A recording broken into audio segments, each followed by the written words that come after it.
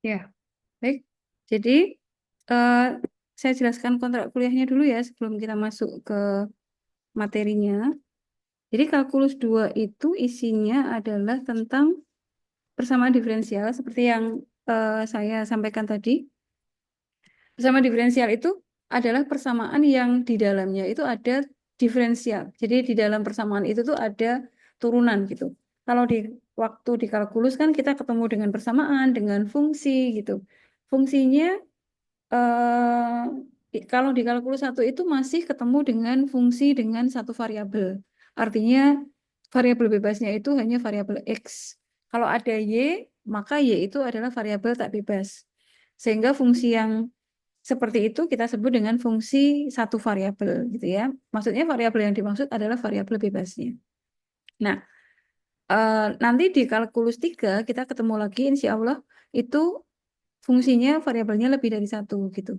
Tapi sebelum ke sana, ini ada kalkulus 2 yang isinya adalah tentang persamaan diferensial.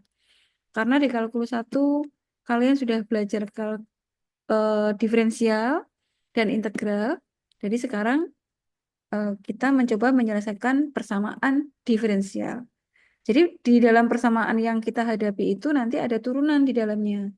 Nah, lalu solusinya apa?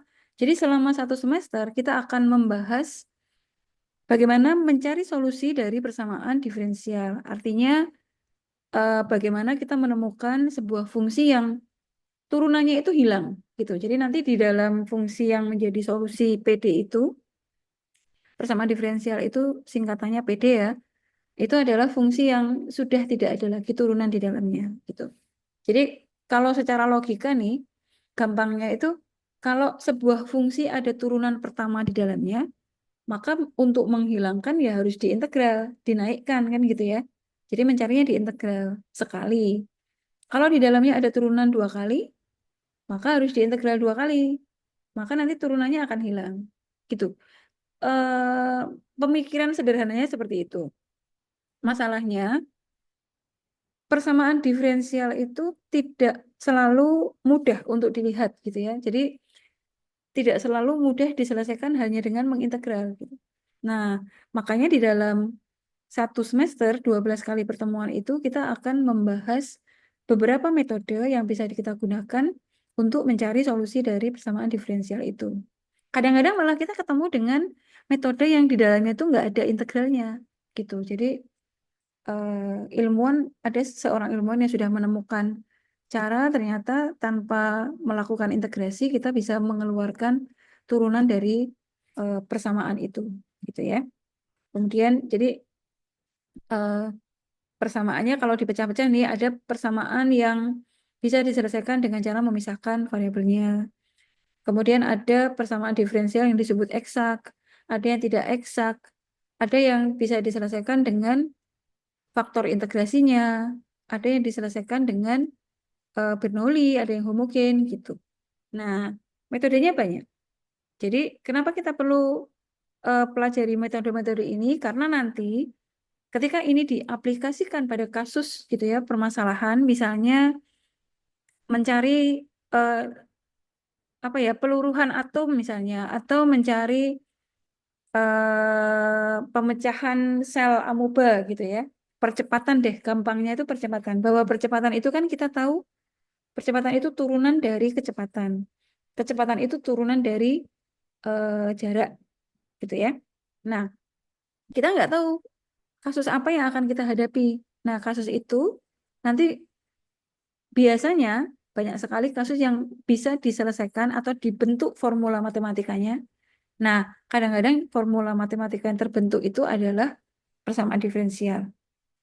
Persamaan diferensialnya kita nggak tahu nih bentuknya eksak atau enggak, ataukah ini homogen gitu ya. Sehingga kita perlu mempelajari beberapa cara untuk mengatasi hal itu.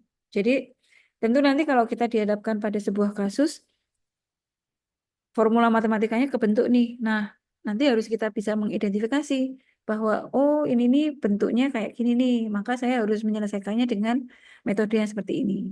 Gitu ya. Nah, itu akan kita pelajari selama 12 kali pertemuan termasuk implementasinya dalam soal cerita, ya.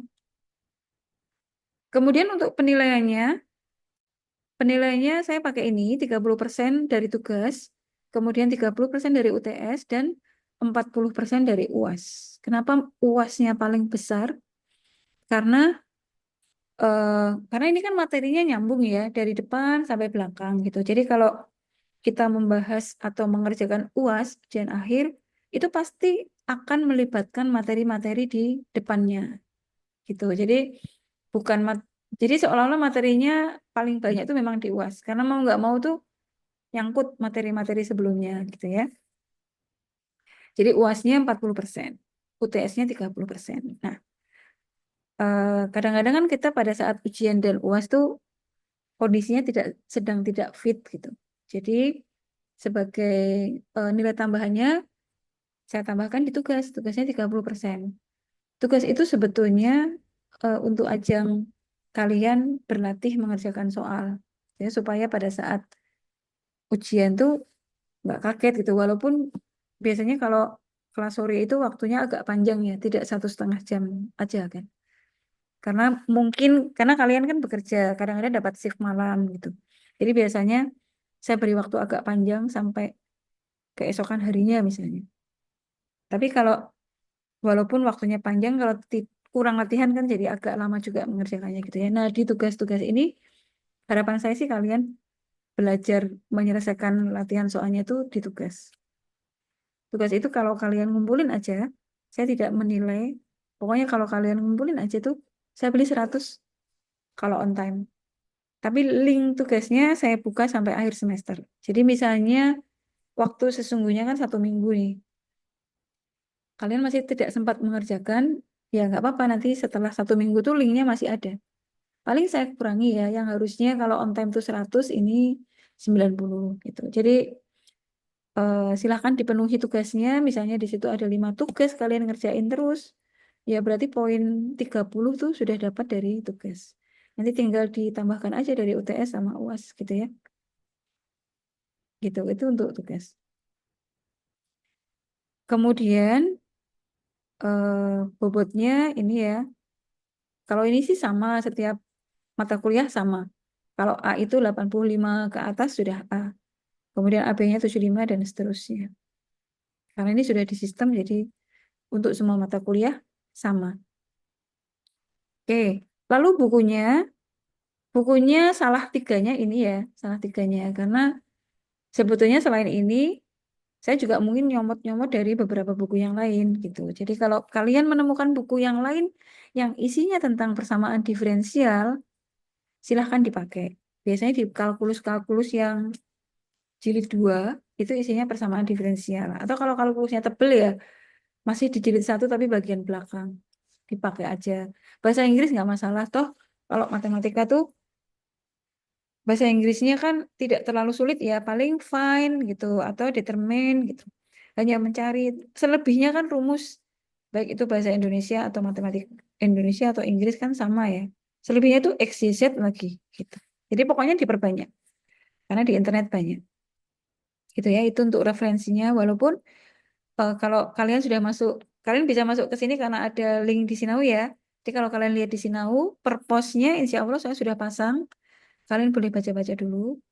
Terus nanti setiap pertemuan ditambah pertemuan yang sudah berlaku, akan ada tambahan video rekaman perkuliahan hari ini sama coretan yang kita kerjakan hari ini. Oke, ya kira-kira itu isi dari mata kuliah bersama diferensial. Sampai di sini ada pertanyaan? Bu mau tanya, Silakan Mbak Nur.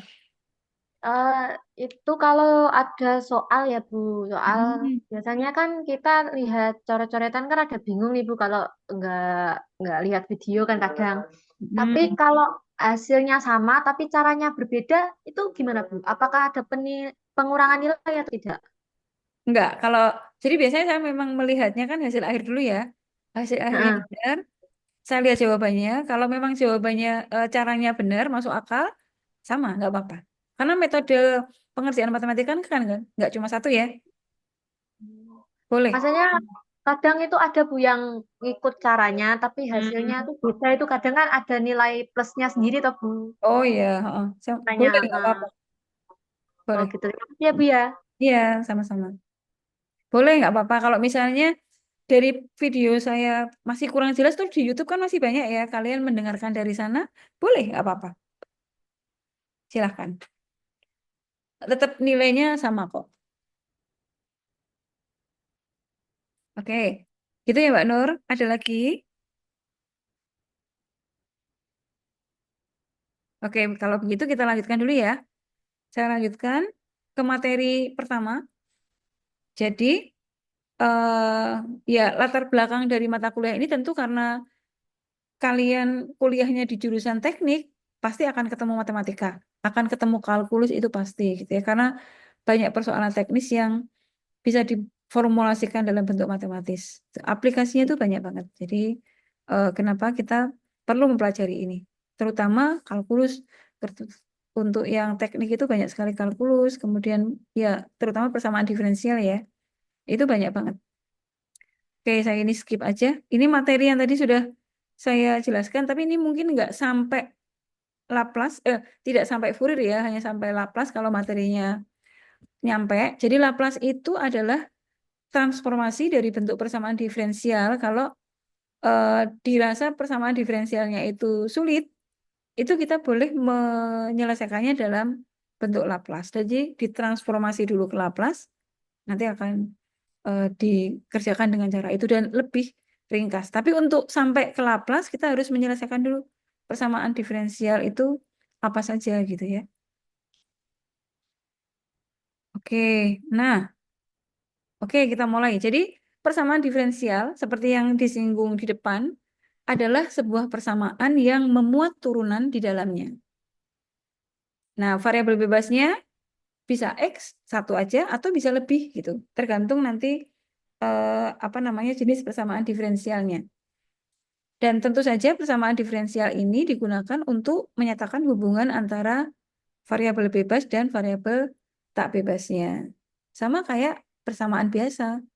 Persamaan biasa kan juga begitu ya, menyatakan hubungan antara variabel bebas dan variabel tak bebas. Nah, contoh persamaan diferensial itu seperti ini contohnya. Ini kalau kita lihat dari soal nomor 1 sampai 10, itu semuanya ada turunannya nih. Ini bentuk turunan dy per dx. Ini bentuk turunan atau y aksen. Maaf ini bukan angka 1 ya, tapi aksen. X y aksen plus y gitu. Ini aksennya ada 3, berarti ini turunan ketiga. Kalau aksennya 2, berarti turunan kedua. Nah, lalu dari 10 nomor ini, beberapa contoh dari persamaan diferensial ini, bedanya apa gitu ya. Kalau kita bedakan, sebetulnya ada 2 jenis persamaan diferensial. Yang pertama adalah persamaan diferensial biasa. Jadi kalau apa namanya kita bedakan nih ada PDB, B itu biasa. Sama satu lagi PDP, persamaan diferensial parsial. Apa yang dimaksud dengan PDB? PDB itu persamaan diferensial yang variabel bebasnya cuma satu. Jadi semua variabelnya itu, semua fungsinya diturunkan terhadap X. Jadi hanya terhadap X. Jadi kalau kita lihat di sini, di contoh ini, di bagian bawahnya nih, itu X. Nomor 1 ya.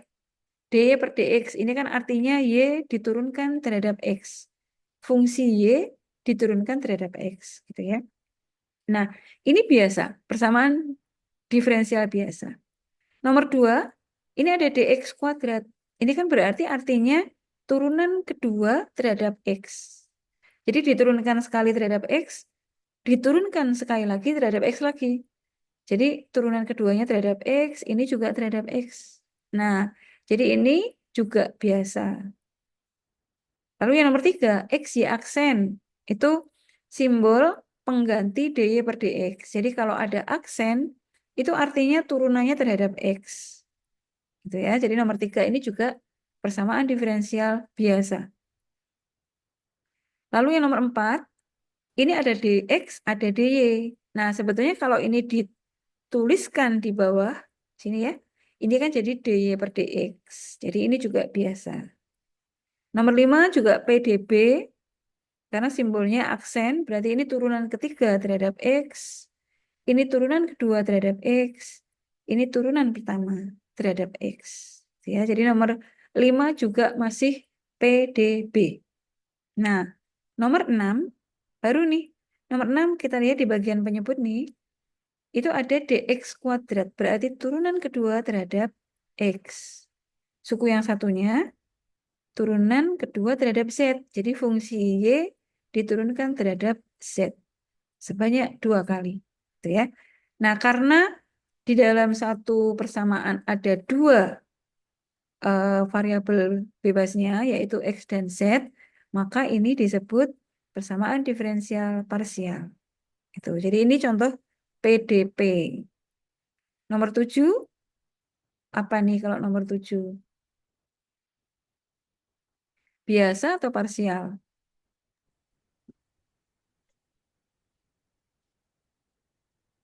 Menurut kalian? Hmm, Apa?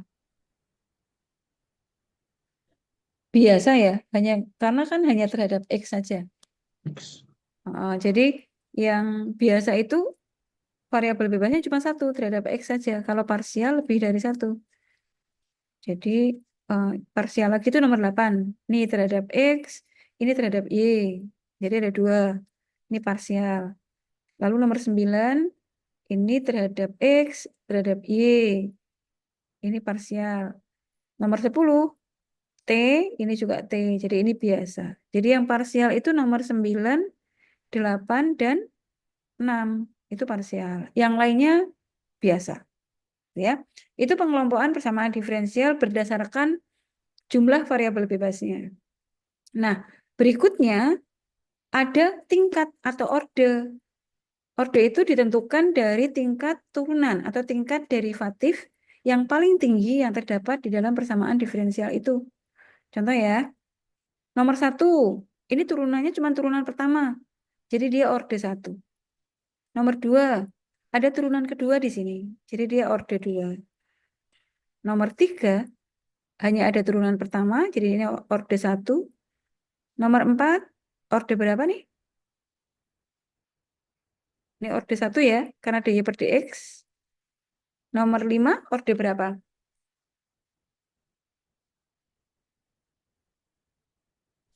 3, Bu. 3, betul. Ini nomor orde 3. Nomor 6, orde 2. 2, betul. Nomor 7, 3, Bu. bukan. Ini tuh orde 1, Bu. 2, turunan kedua, tapi di pangkat 3. Jadi turunannya tetap turunan kedua. Gitu ya. Jadi ini orde 2. Nah, 3 itu nanti adalah degree, derajat. Akan kita bahas berikutnya. Jadi nomor 8, ini turunan pertama, orde 1. Nomor 9, turunan berapa? 2. 2, betul. 10? 2. 2. Oke. Jadi itu ya yang dimaksud dengan order atau tingkat dari sebuah persamaan diferensial. Nah, berikutnya ada istilah lagi yaitu degree atau derajat. Nah, kalau degree ini adalah eh, pangkat dari turunan tertingginya.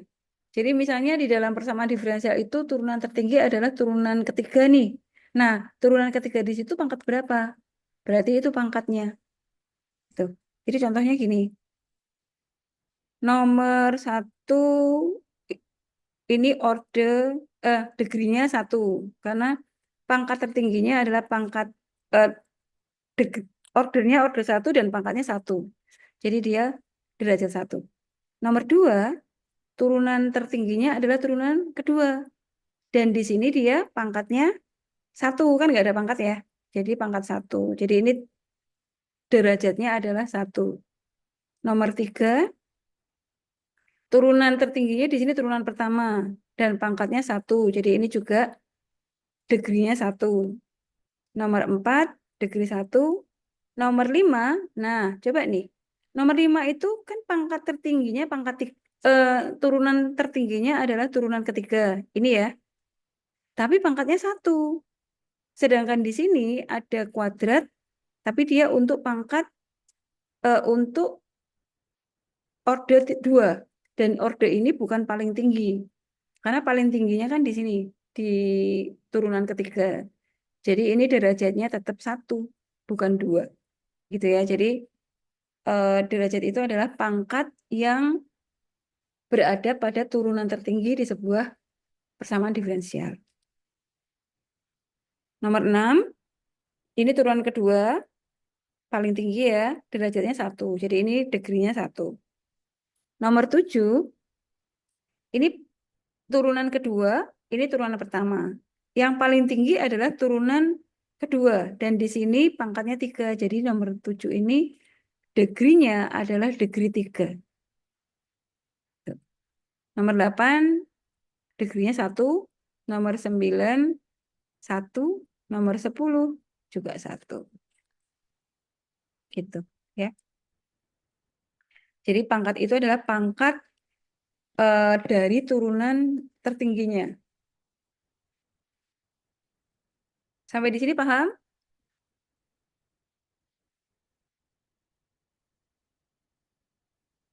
Paham, Bu? Paham, Bu. Oke. Oke, lanjut ya. Nah, sekarang bagaimana cara menyelesaikan persamaan diferensial? Jadi solusi dari PD ini adalah bagaimana kita bisa menemukan sebuah persamaan yang turunannya sudah nggak ada.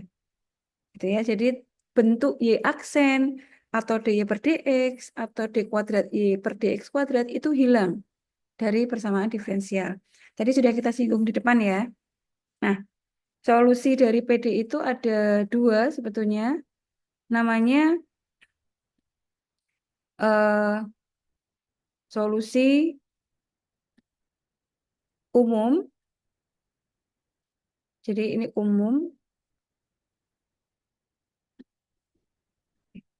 Susah saya nulisnya. Sama yang satunya khusus. Nah, bedanya apa? Ini tuh kalau tadi kan secara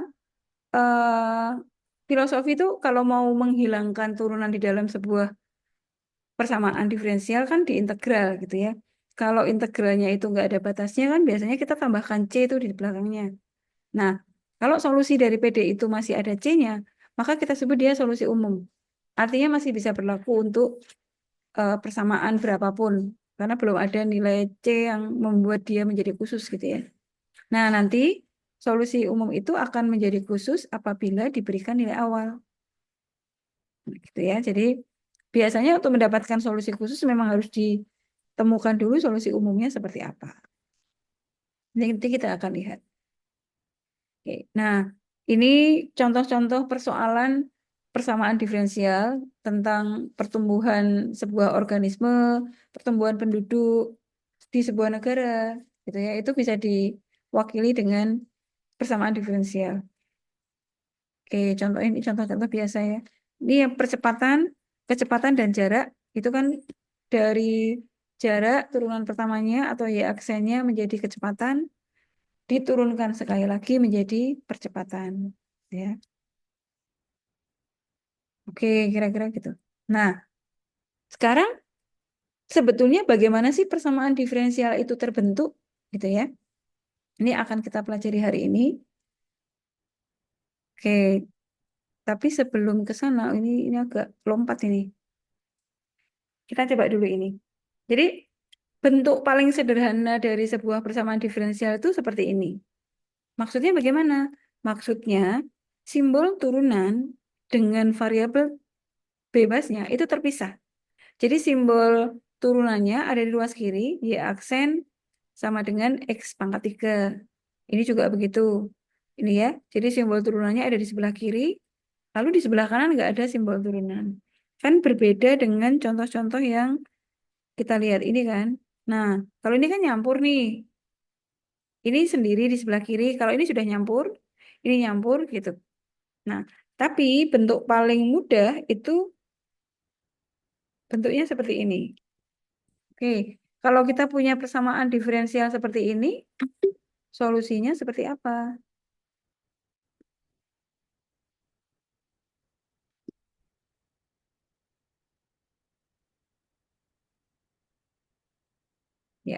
Kalau bentuknya seperti itu kan berarti kalau kita mau nyari solusinya atau jawabnya nomor satu.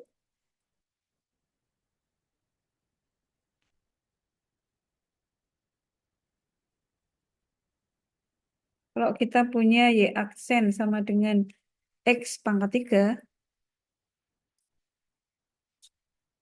nah maka kan kita harus menemukan fungsi Y sama dengan apa gitu ya.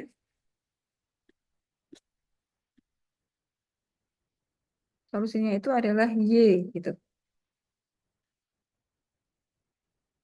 Sama dengan, tentu kalau ini Y aksen, Y-nya itu adalah hasil integral dari fungsi ini. Kan integralnya Y aksen gitu ya. Jadi kalau ini kita cari integralnya ya berarti ini X kuadrat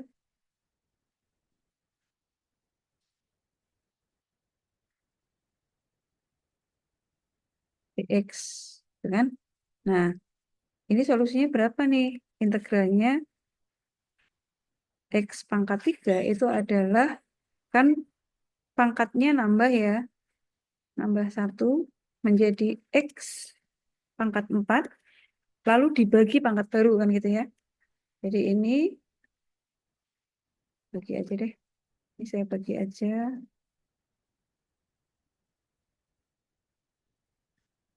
Nah, dibagi 4 kan gitu ya. Ini plus C. Nah, ini yang disebut dengan solusi khusus, solusi umum karena masih ada C-nya. Ini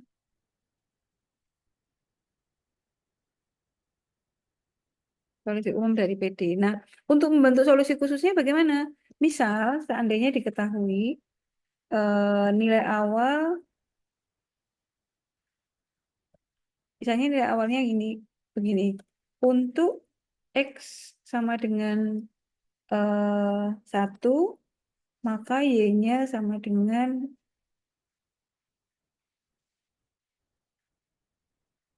2 misalnya. Jadi ini salah satu contoh nilai awal.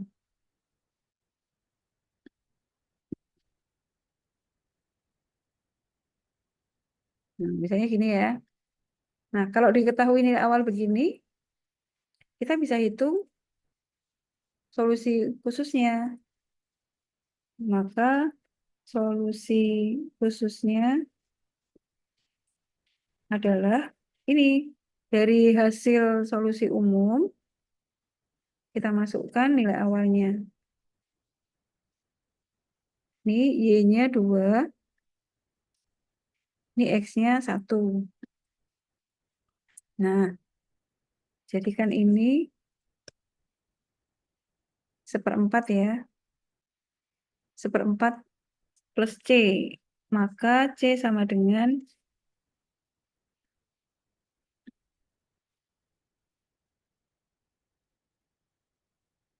2 min seperempat kan gitu ya. Atau sama dengan 7/4. Gitu kan? Nah, jadi solusi khusus PD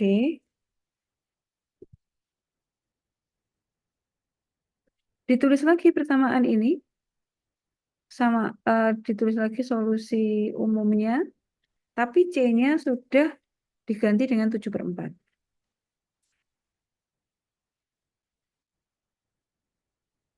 Nah, ini yang disebut dengan solusi khusus. Sedangkan ini disebut solusi umum.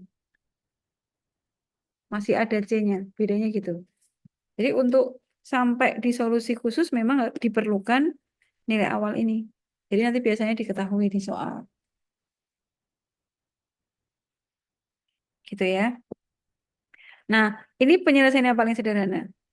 Kita lihat contoh kedua, Y aksen sama dengan cos 3X.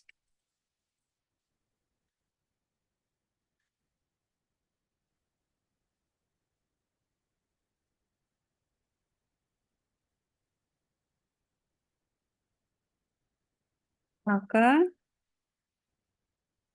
Y-nya sama dengan Y sama dengan integral dari cos 3x dx. Ya. Oke, integralnya cos adalah, ini integralnya sudah hilang, jadi ini sin 3x gitu ya. Lalu dikalikan dengan turunannya 3x. Jadi ini dikali 3 plus C. Penulisannya kita rapikan. Di ini 3 letakkan di depan sin 3x plus C. Nah, gitu. Ya. Jadi contoh paling mudah untuk menyelesaikan persamaan diferensial. Dan ini hanya bisa digunakan kalau persamaan diferensialnya eksplisit gitu. Maksudnya simbol turunannya itu ada di sebelah kiri, lalu sebelah kanan itu murni hanya fungsi-fungsi aja tanpa simbol turunan. Gitu ya. Oke, satu lagi. Nomor 3. Y double aksen sama dengan sin 2x.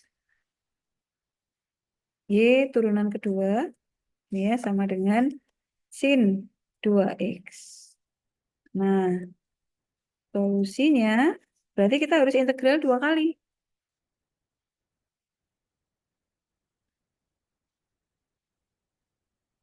Jadi ini pertama untuk mencari Y aksen.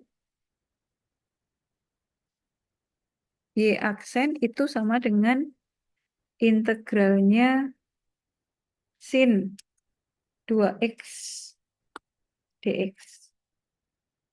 Ya. Nah, ini berapa hasilnya? Y aksen sama dengan setengah. Ini saya salah ya. Dibagi maksudnya. Maaf ya, ini maksudnya dibagi. Kalau turunan dikalikan. Oke, sudah saya ralat ya. Ini juga sama, berarti ini setengah cos 2x plus C. Gitu. Nah, sekali lagi nih, berarti kalau begitu, Y kan solusinya adalah Y ya. Berarti ini integralnya ini.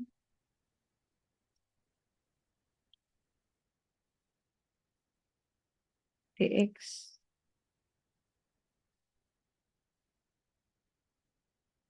Hmm,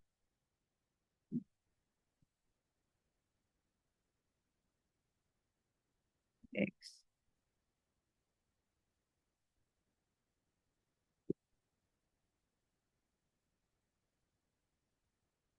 Oke, jadi hasilnya Y sama dengan integralnya cos itu sin. Jadi ini setengah kali setengah berarti menjadi seperempat. Sin. Ini min ya, maaf. Integralnya sin itu min cos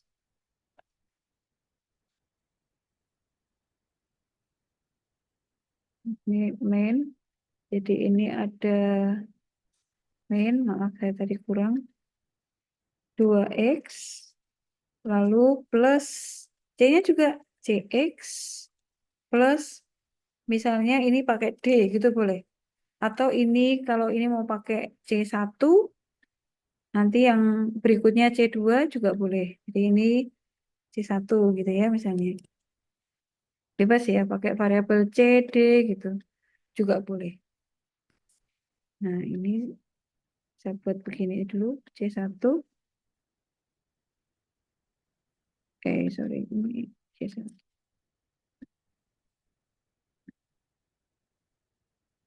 Nah, gitu ya.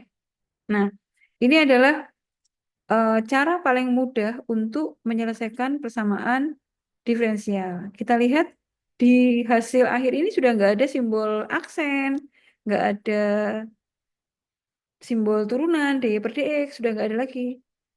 Gitu, jadi sudah hilang. Nah, gitu ya kira-kira solusi PD itu seperti itu.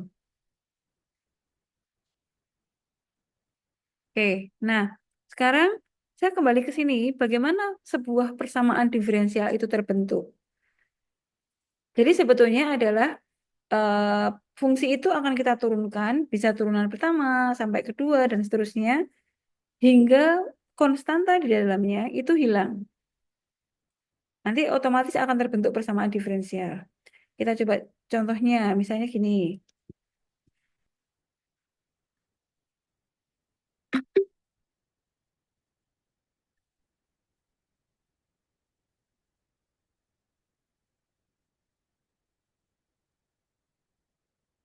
Ini saya beri nama membentuk persamaan diferensial.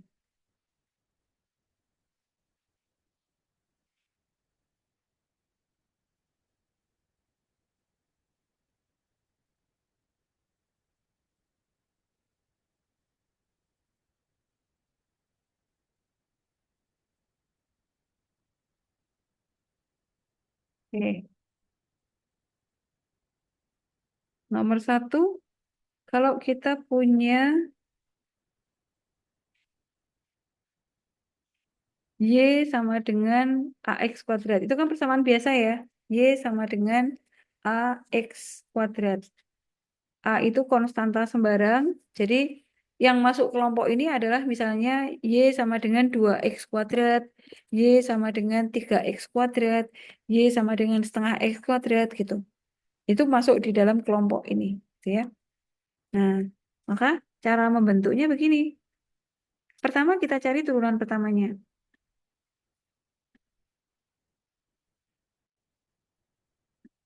Jadi Y aksen sama dengan, ini kalau diturunkan, kan duanya turun ke depan kan. 2 kali A kali X gitu ya. Nah, dalam persamaan diferensial yang kita bentuk, itu harus sudah tidak ada konstanta A. Jadi ini saya mungkin satu sekali begini ya. Cari turunan pertamanya.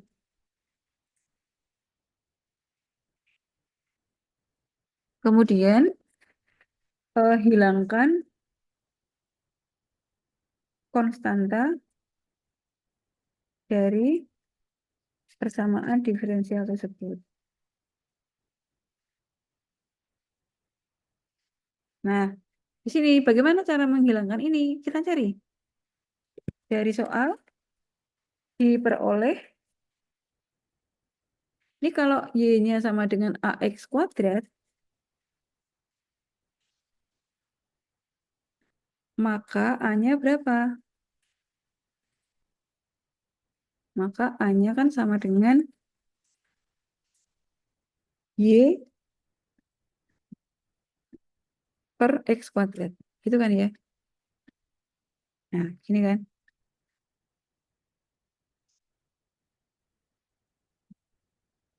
Nah, ini nilai A ini dimasukkan ke dalam PD. Ini yang pertama saya jabarkan begini ya. Nanti berikutnya saya nggak usah pakai kalimat ya. Jadi ini, gini kan. Terus ini A-nya diganti nih. Masuk ke sini. Nah, gitu. Nanti setelah masuk, ini kan bisa X kuadrat di bawah kan bisa dicoret dengan X yang di pembilang ya, 1. Jadi, Y,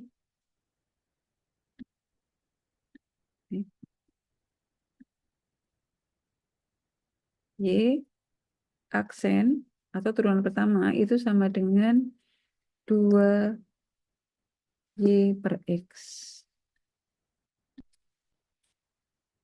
Nah, ini atau 2Y per X gitu juga.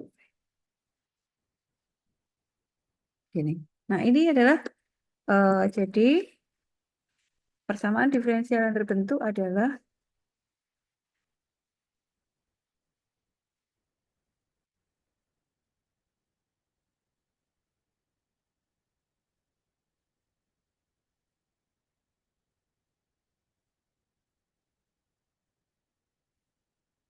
Nah, gini.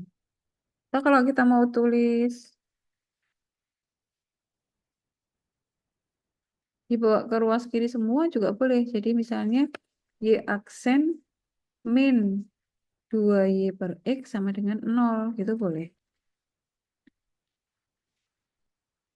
Gitu. Boleh ya. Atau lagi, kita nulisnya begini.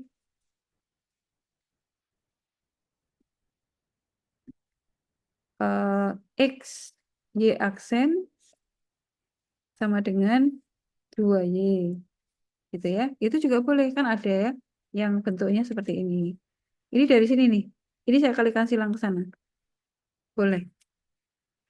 Atau ini, tapi kita jadikan satu ruas ke kiri semua. Jadi ini duanya kita bawa ke kiri, lalu sebelah kanannya 0. Itu boleh. Jadi boleh ada 4 cara ya untuk menyajikan persamaan diferensial tersebut. Gitu. Oke, sampai di sini. Ada yang ingin ditanyakan? Ini bagaimana sebuah persamaan diferensial terbentuk?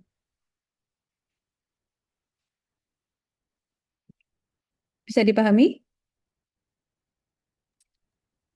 Bisa, Bu. Saya, oke, terima kasih. Jadi intinya di dalam PD yang terbentuk itu huruf A, simbol konstantanya sudah nggak ada ya, A, B, gitu. Lagi ya, misalnya nomor 2, Y sama dengan A kali E pangkat min 3X.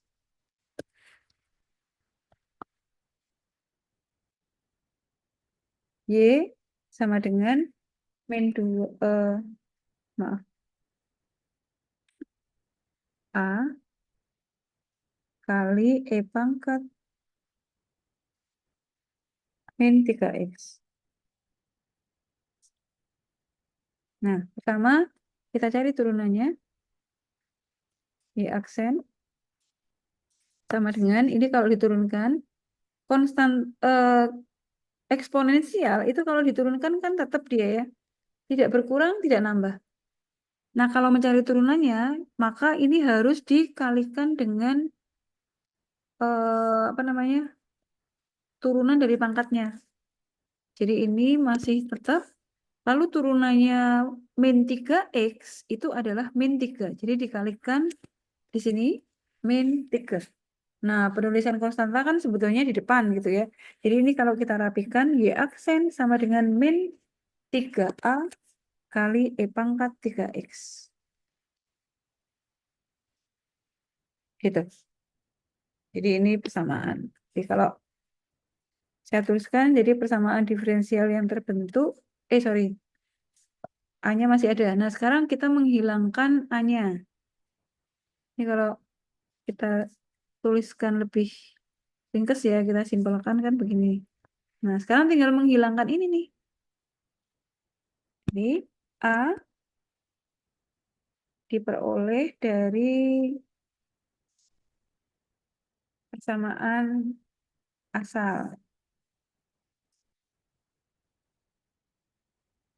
yaitu A sama dengan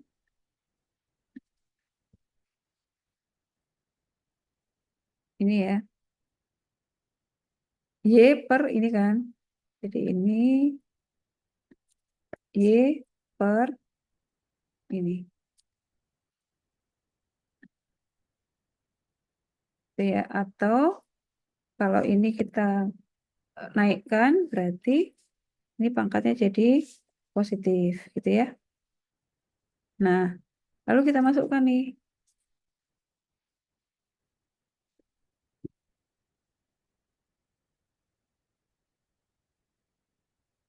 Ini Y aksen, kemudian A-nya kita ganti ini. Sorry. Ini saya copy dulu.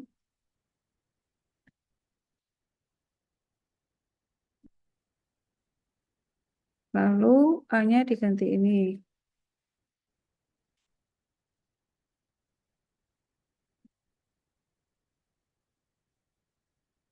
Nah, terus kita sederhanakan.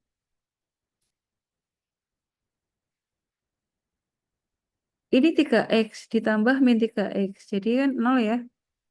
Jadi ini Y. Gitu. Jadi E pangkat min 3X ditambah, sorry kok 0. 1 maksudnya. Jadi E pangkat 0. Ini kalau kita tuliskan jadi begini nih. Ini E pangkat 0. Nah, E pangkat 0 itu kan 1. Ya, jadi begini persamaannya.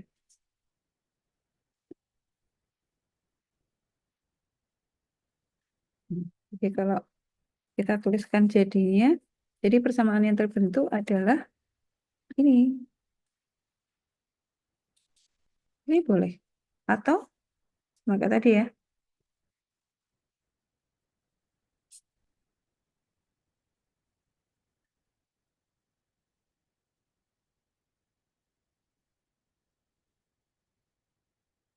Ini dibawa ke kiri jadi plus sama dengan 0. Jadi mau ini boleh, mau ini boleh.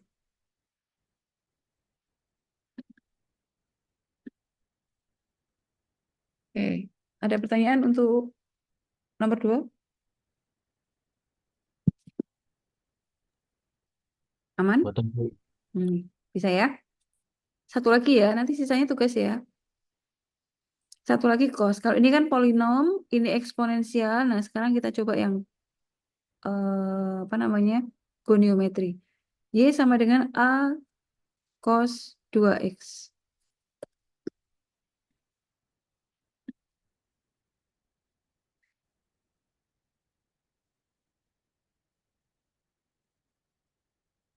Y sama dengan A cos 2X.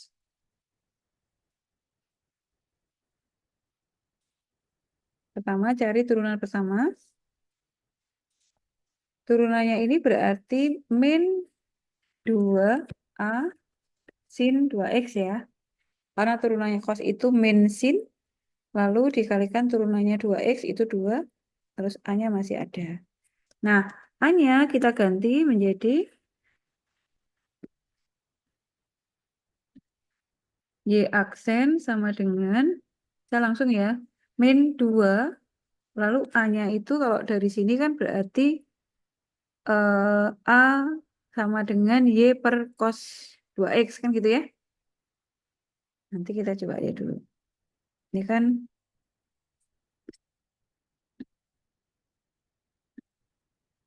ini pakai ini aja. Eh,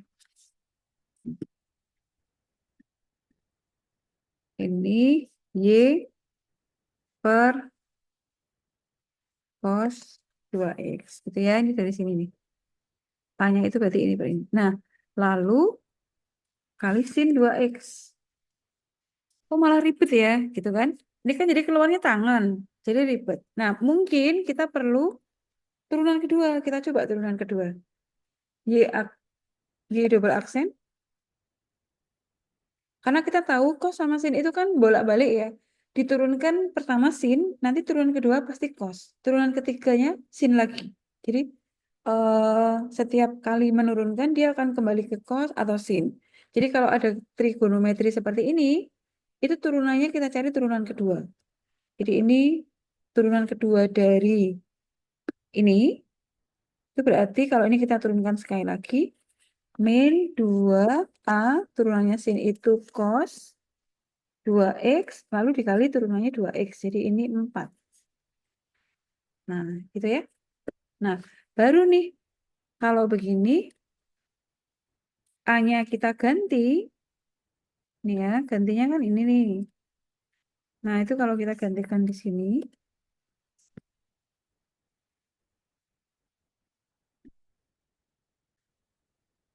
ini akan gampang. Ini tinggal dicoret sama atasnya. Kan gitu ya, ini dicoret sama sini, habis. Jadi tidak ribet. Kalau tangan kan lebih panjang.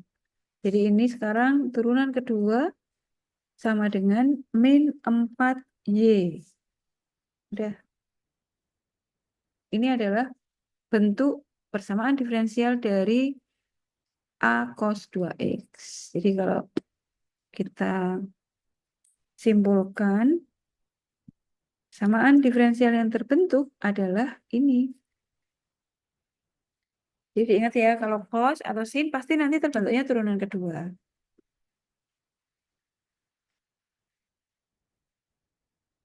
Atau ini dibawa ke ruas kiri. Nanti jadi plus. Sama dengan 6. Ya, itu. Sampai di sini. Ada yang ingin ditanyakan?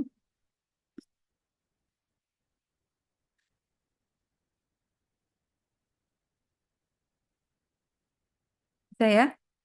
Oke. Ya, kalau tidak ada pertanyaan, jadi saya anggap bisa. Oke, nah, ini sama. Jadi tugas kalian sisanya nomor 4 sampai 8, kalian cari persamaan diferensial yang terbentuk. Ya, 5 aja. Ini kalau kalian mau coba, silakan. Oke, sampai di sini. Ada yang ingin ditanyakan?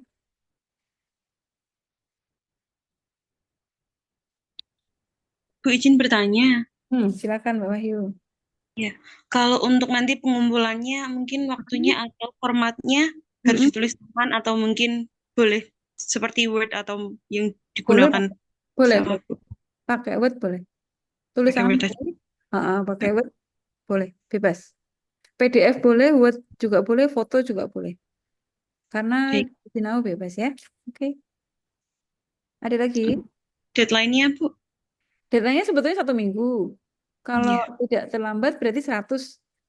1 minggu itu berarti sampai, kalau ini hari Rabu ya, berarti Selasa jam 23.59. Saya biasanya 1 minggu gitu.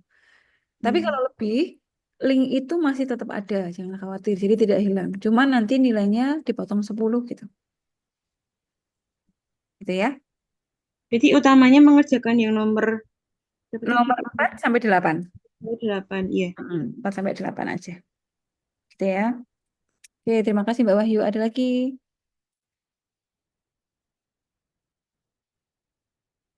Oke, kalau tidak ada, mudah-mudahan apa yang saya sampaikan bisa diterima dengan baik. Jadi nanti waktu mengerjakan tugasnya tidak kesulitan. Nanti coretannya saya upload. Eh, saya kira itu yang bisa saya sampaikan di pertemuan pertama. Minggu depan kita sudah masuk ke metode untuk menyelesaikan persamaan diferensial yang pertama. Ya, materinya sudah ada. Minggu depan tuh kita menggunakan metode memisahkan variabel. Jadi boleh dibaca-baca dulu kalau ada waktu. Ya, Bu, izin bertanya, Bu. silahkan Mbak Ulfa. Iya, Bu. Untuk tugasnya dari nomor 4 sampai 8 ya, Bu. Tapi tadi cek di Sinau soalnya berbeda ya, Bu. 1 Oh iya, sampai 6. nanti saya ganti. Itu saya mengimpor dari tahun lalu soalnya. Karena berbeda. Jadi nanti untuk tugasnya saya ganti. Oh, Ya, siap, Bu. Berarti tetap yang pakai 4 sampai 8 ya, Bu. 4 sampai 8. Siap, Bu. Terima kasih, Bu. Sama-sama. Ada lagi? Oke, kalau tidak ada, kita akhiri dulu pertemuan hari ini ya. Oke, terima kasih hadirnya. Tetap sehat supaya puasanya juga lancar. Mudah-mudahan sampai akhir Ramadan. Insya Allah kita ketemu lagi minggu depan. Assalamualaikum warahmatullahi wabarakatuh. Waalaikumsalam. Waalaikumsalam.